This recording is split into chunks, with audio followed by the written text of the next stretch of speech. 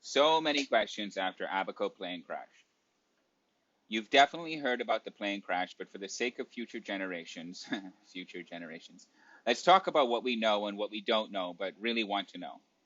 A jet crashed trying to take off from Treasure Cay, Abaco on Monday, July 5th, killing two people, Levon Paul and Jason Allen, in what must have been a truly horrific thing to witness, much less experience. According to eyewitness reports, the jet did not gain any altitude as it headed along the runway. Chief Investigator of Air Accidents Delvin Major said the jet used the entire runway trying to take off, but crashed into bushes 2,000 feet from the end of the usable runway after hitting several trees. It flipped once or twice and then burst into flames.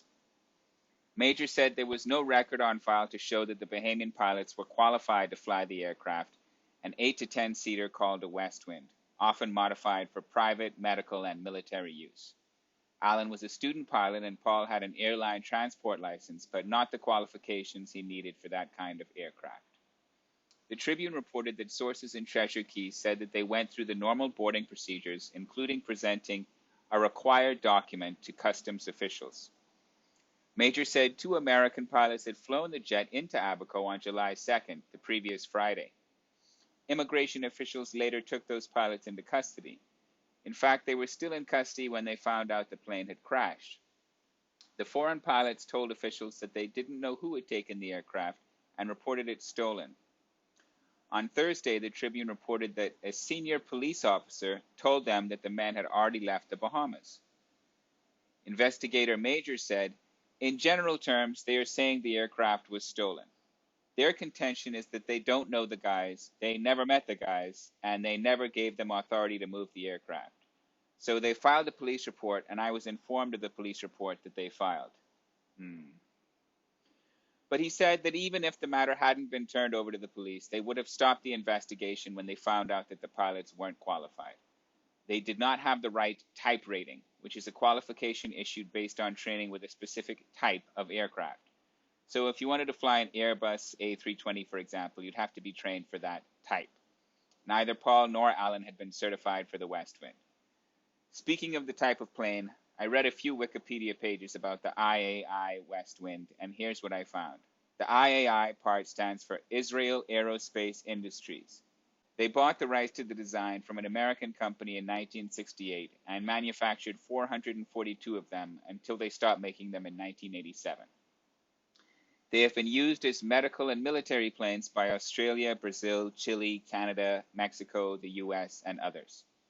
There was an incident in Manila of March of 2020 where a West Wind burst into flames during takeoff, killing the 8 passengers and crew. I couldn't find any conclusions on that investigation. It's not hard to find a used one for sale, and I found a few ranging from $250,000 to $400,000, so it seems they're still fairly popular. Back to the West Wind of our story, the flight log shows that it was flown from New York to the Dominican Republic on June 26th and then to Abaco on July 2nd. On the Monday of the crash, it was scheduled to fly to Lynden Pinling International Airport. I don't know about you, but I've still got a few questions. First of all, what? Who are the men who flew the plane here? Why were they detained by immigration? Why were they allowed to leave the country, if indeed they have left the country? How were Paul and Allen given clearance to fly when they weren't qualified and were maybe stealing a plane? Why did they try to fly a plane they weren't qualified to fly? Was something other than pilot error to blame? That said, as someone who has been wrong a lot when guessing about these kinds of stories, please remember, we will never know the whole story. Two of the people with at least some of the answers will never be able to give us those answers. Things change fast when stories are new, and that doesn't necessarily mean someone is lying. It doesn't mean they aren't either.